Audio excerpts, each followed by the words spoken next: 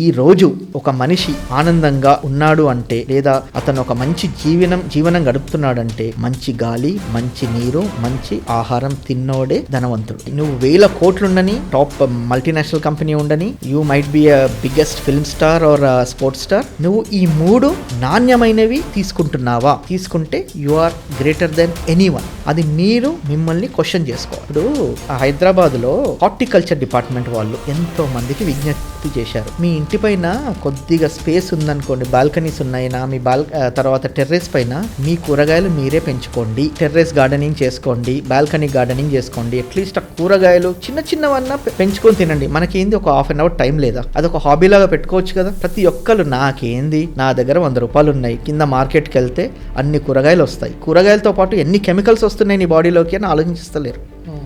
So again, ప్రతి వ్యక్తి తనలో మార్పు తెచ్చుకుంటేనే తను బతకగలుగుతాడు, 10 మందిని బతికించగలుగుతాడు.